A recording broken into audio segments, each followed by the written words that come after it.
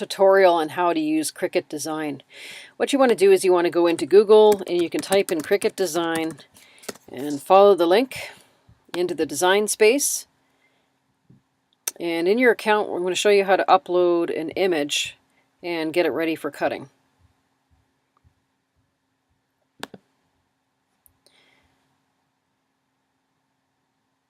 Alright, so what you're going to do is you're going to hit New Project after you've created your account.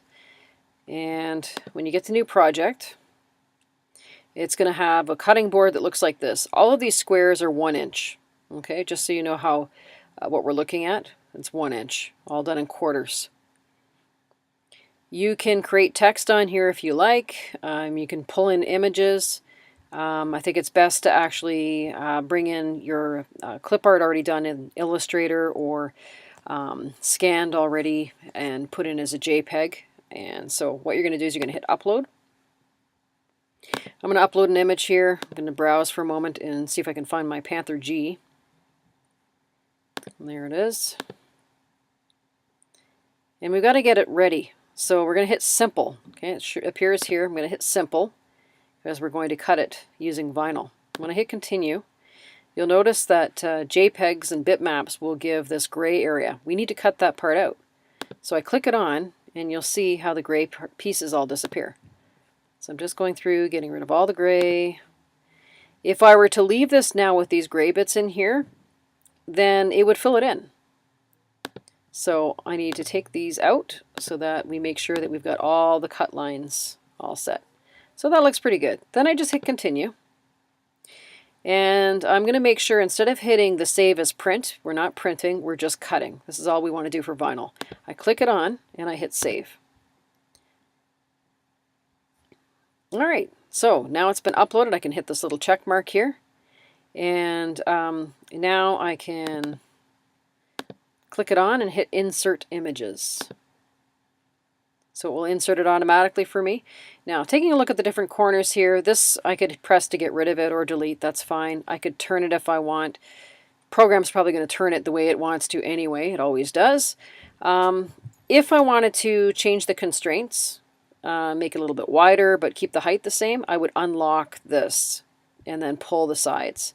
I'm not going to do that. I want to keep the constraints the same. So all I'm going to do is in the right hand corner here, I'm going to make this smaller, probably about 3 inches for this particular design. Looking up at the top, I don't want to touch right at the top. I want to keep a teeny bit of space there just in case.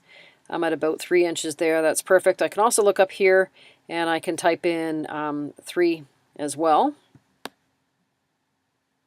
And it will get me the right size. So if I just do, we're looking at a height of 3 inches, I'll type it in. Hit enter and you'll notice it'll move it to the proper size for me. Okay, so the other thing I need to do is if I'm doing this just on a vinyl sticker, it's fine the way that it is. But if I happen to be printing this for a t-shirt, I need to flip the design. Okay, so I'm just going to flip it here like this. Flip horizontal. There we go. So now that it's mirrored, it's all set to go. If I need to also add in a couple layers because I'm doing multicolor, I can add them now on top and then I can change the color by hitting this here. So let's say I wanted to do a little bit of a red in here and I have it on a different JPEG. I could now bring that in and I could change the color and I could see the two layers. I would just need to save them as separate layers in order to be able to print this. Okay, so everything looks good there. That's the basic overview of how to do it. If I wanted to do text, just to show you what you can do here, I'm just going to type in Glenview. It does have, as you can see, some fonts here. So you highlight the font, and you can click in here, and you can pick ones. Notice that there is a price involved with many of these in here. Okay, so you have to find one that's absolutely free. And of course, it's mostly the boring ones that are absolutely free. So anyway, you can scroll down and you can see what you can find in there without having to pay too dearly for it. We're going to keep it as this one. Okay, so I can actually now go and increase the size of this as well.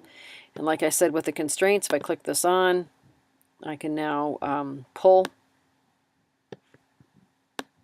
Oops, unlock it, sorry, and then use this to make it smaller, taller, whatever it is that I want to do.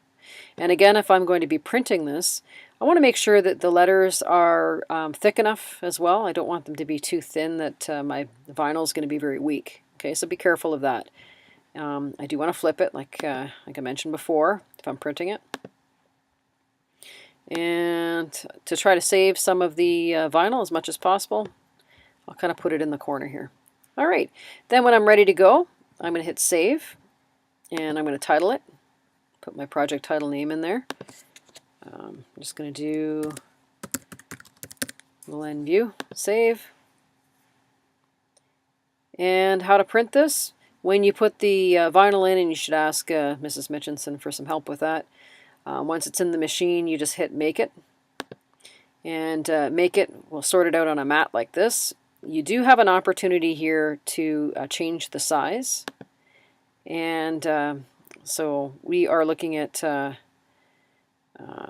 now it's 12 inches we're looking at. So you can go up to 24 with our mats. Okay, and that way you could do numerous ones all down the vinyl.